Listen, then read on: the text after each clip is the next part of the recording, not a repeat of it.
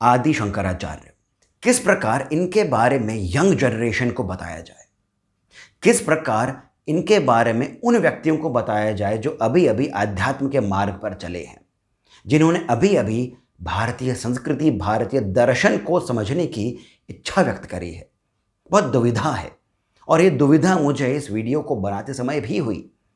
वो इस कारण क्योंकि ऐसे महापुरुष सदियों में नहीं, युगों में केवल एक ही बार जन्म लेते हैं। इनके बारे में शब्दों में वर्णन किया जाए ऐसा पर्याप्त नहीं होगा। कितने ही शब्दों को आप जोड़ लें, इनके कार्यों को शब्दों में वर्णन करना पर्याप्त भी नहीं होगा और उचित भी नहीं होगा। तो फिर क्या किया जाए? यदि मैं ये कहूं कि इनको समझने के लिए ये समझें कि जो सनातन धर्म आज भी जीवित है, जो भारतीय संस्कृति आज भी उदीयमान है, वो इन्हीं के कारण है, तो फिर क्या ये अपने आप में पर्याप्त होगा आदि शंकराचार्य के बारे में बताने के लिए? यदि मैं थोड़ा सा और आगे बढ़ूं और मैं ये बताऊं कि जो अद्वैत का सिद्धांत इन्होंने जिसका पुनरुत्थान किया, अद्वैत यानी ईश्वर और मैं, ब्रह्म और आत्मा एक ही हैं, इस सिद्धांत का जिन्होंने पुनरुत्थान किया, उन्होंने ही गणपति, शिव, लक्ष्मी, नरसिंह, इन सभी रूपों के बारे में कई स्तुतियों की रचना करी, स्तोत्रों की रचना करी। यानी कि द्वैत और अद्वैत दोनों का सामंजस्य इन्होंने बहुत ही सुंदरता के साथ में बिठाया, ताकि जनमानस के हृदय में आध्यात्म जीवित रहे। तो फिर क्या ये जो शब्द हैं, ये आदि शंकराचार्य के बारे में उचित रूप से आंकलन करते हैं, या फिर मैं इनके बारे में इन्हीं की तरह इनका परिचय देने की उद्दंडता करूं जो इन्होंने अपने गुरु को दिया था निर्वाण षटकम के रूप में, जहां पर ये बताते हैं कि मैं ये आंख, नाक, कान नहीं हूं, मैं शरीर नहीं हूं, मैं आत्मा नहीं हूं, मैं वायु नहीं हूं, अग्नि नहीं हूं, पृथ्वी नहीं हूं, मैं केवल शिव हूं, शिवोहम शिवोहम। बहुत दुविधा है। आदि शंकराचार्य के बारे में जितनी भी कमेंट्रीज हैं, जितने भी साधुओं ने, संतों ने इनके बारे में कहा है, वो बहुत ही गंभीरता के साथ कहा है, क्योंकि विषय ही कुछ ऐसा है। सुनने वाला और कहने वाला दोनों ही गंभीर होने चाहिए।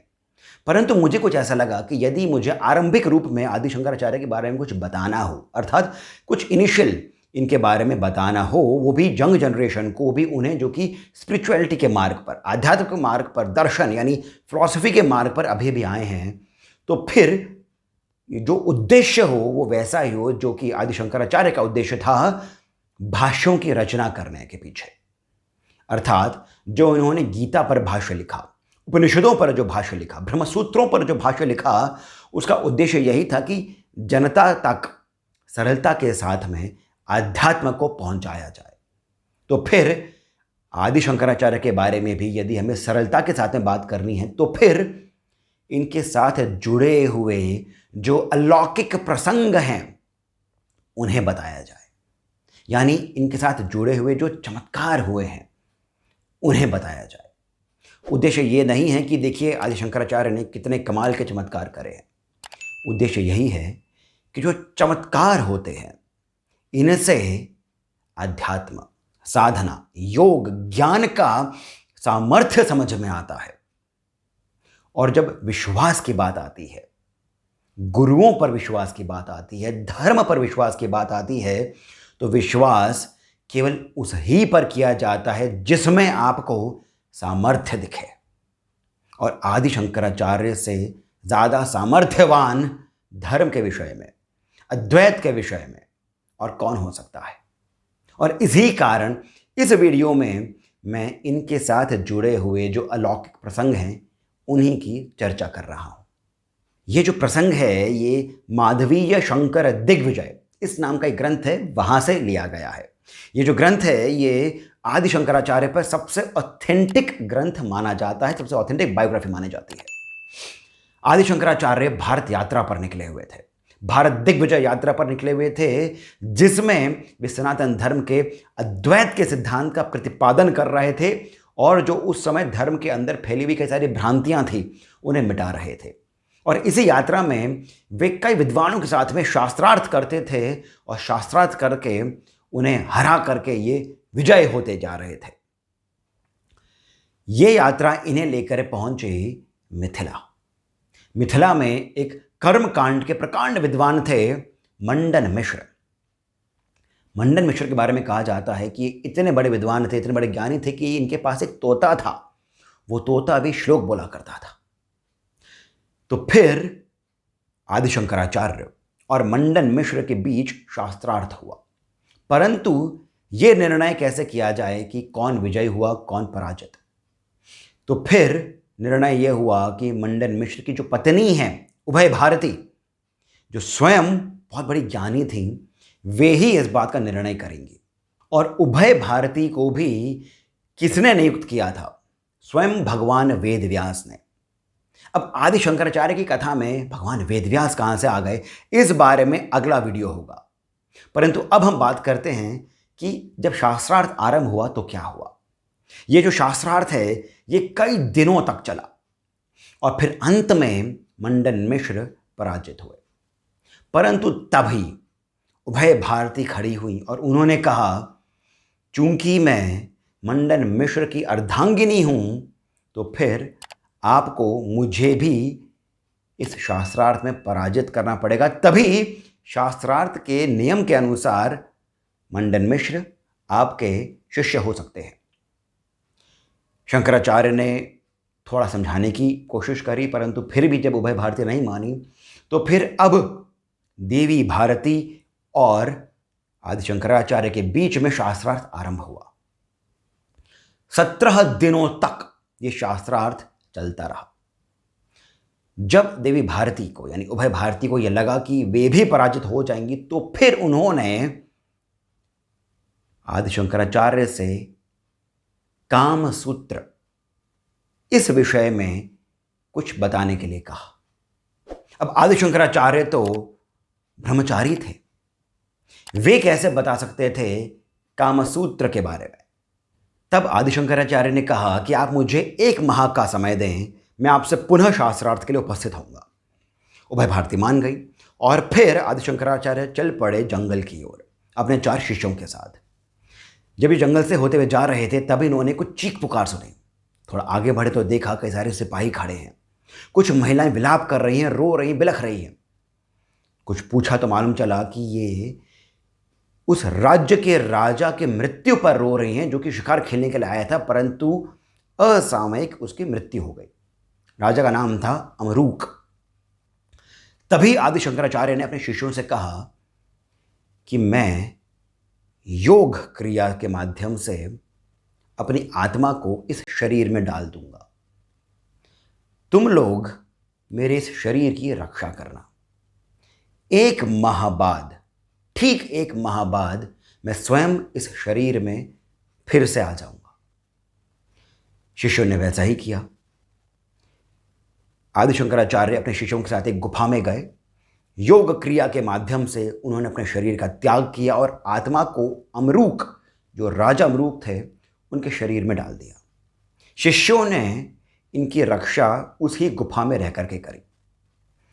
अब उद्देश्य क्या था कि राजा अमरूक विवाहित थे, उनकी कई पत्नियां थीं, तो फिर उस शरीर के माध्यम से आदि शंकराचार्य ये ज्ञान प्राप्त कर पाते कि कामसूत्र क्या होता है, कामशास्त्र क्या होता है, किस प्रकार स्त्री और पुरुष के बीच में संबंध होता है और फिर उसकी एक चरम सीमा आती है। अब जब अमरूक ने आंख खोली, वे उठे। सभी जो व्यक्ति वहां खड़े थे वे सभी आनंदित हो गए। जब ये अपने राज्य पहुंचे और फिर उन्होंने अपना राज्यभार संभाला, तब जो इनके मंत्री थे वे थोड़े से अचरज में पड़ गए। क्यों? क्योंकि उन्होंने देखा कि जो राजा अमरूक थे वे थोड़े से क्रोधी स्वभाव के थे, अपने जनता को उतना ध्यान नहीं रखते थे। और ये जो अब राजा अमरूक आए हैं उस घटना के बाद, ये सभी से बहुत ही प्यार से बात करते हैं, स्नेह से बात करते हैं, दान दक्षिणा करते हैं, ज्ञान की बात करते हैं। ऐसा लगता है जैसे स्वयं शिव बात कर रहे हैं। तो फिर उन मंत्रियों को जो स्वयं विद्वान थे, आप ये समझ सकते हैं इस प्रसंग से कि तब जो पॉलिटिक्स में भी थे, जो राजनीति में भी थे, उनको भी किस प्रकार का ज्ञान था, व्यक्ति का ज्ञान था, व्यवहार का ज्ञान था। तो जो मंत्री थे उनको समझ में आ गया कि इस शरीर में कोई और आत्मा है, राजा अमरूक की आत्मा तो कहीं और जा चुकी है। तब उन्होंने बिना राजा को बताए अपने कुछ सिपाहियों से, जो कि उनके ही कुछ गुप्त तरीके से उनके साथ में काम करते थे, उन सिपाहियों से कहा कि पता लगाओ कि इस पूरे राज्य में कौन सी ऐसी मृत शरीर हैं जिनका दाह संस्कार नहीं हुआ है।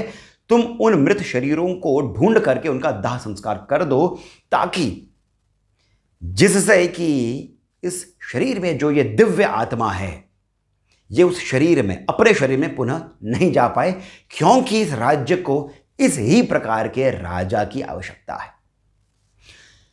अब जो सिपाही थे ये पूरे राज्य में घूमने लगे और जितने भी मृत शरीर थे जिनका दाह संस्कार नहीं हुआ था, उनको ये जलाने लगे। ऐसा करते करते ये उस गुफा के पास पहुंचे जहां पर आदि शंकराचार्य का वो शरीर उस योगावस्था में रखा हुआ था और उनके शिष्य उस शरीर की रक्षा कर रहे थे। तब तक 1 माह और 6 दिन हो चुके थे। शिष्यों को घबराहट हुई कि अब गुरु के शरीर की रक्षा किस प्रकार करी जाए। सिपाही अंदर आए। शिष्यों ने कहा कि हमारे जो गुरु हैं ये शवासन की क्रिया करके हमें बता रहे हैं, आप इन्हें अभी छोड़ दीजिए। परंतु सिपाही नहीं माने। सिपाहियों को समझ में आ गया कि बात कुछ और है। इन्होंने लकड़ियां ला करके अग्नि जलाई और फिर आदि शंकराचार्य के शरीर को उठा करके उस ही अग्नि पर रख दिया। इनके जो शिष्य थे वो रोते रहे, बिलखते रहे। उन्होंने बहुत प्रयत्न किया कि सिपाही ऐसा नहीं करे और फिर अंत में इन्होंने अपने गुरु को पुकारा। इन्होंने कहा, गुरुदेव हमारी ऐसी परीक्षा नहीं लीजिए, कृपया करके अपने शरीर में पुनः आइए। आदि शंकराचार्य को अपने शिष्यों की वो पुकार सुनाई दी गई।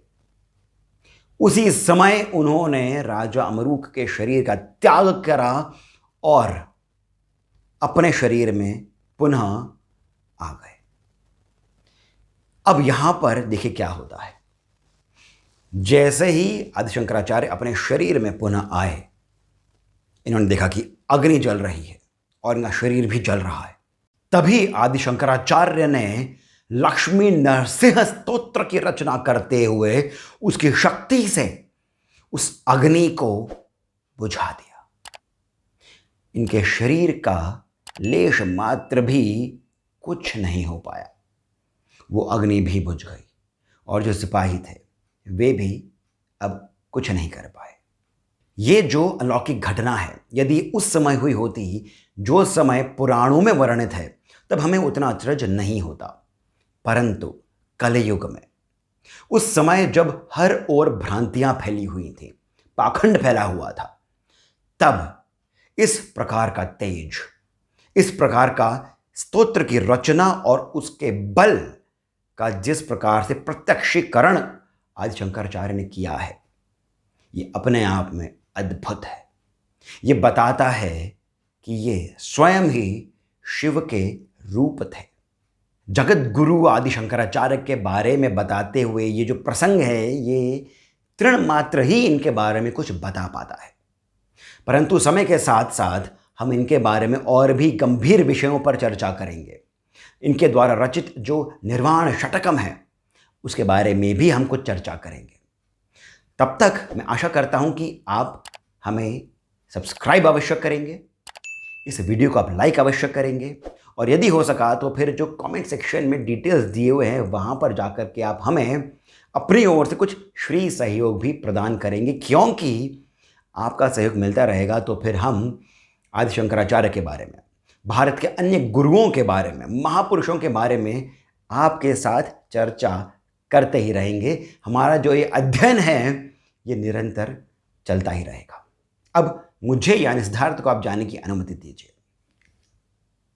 धन्यवाद।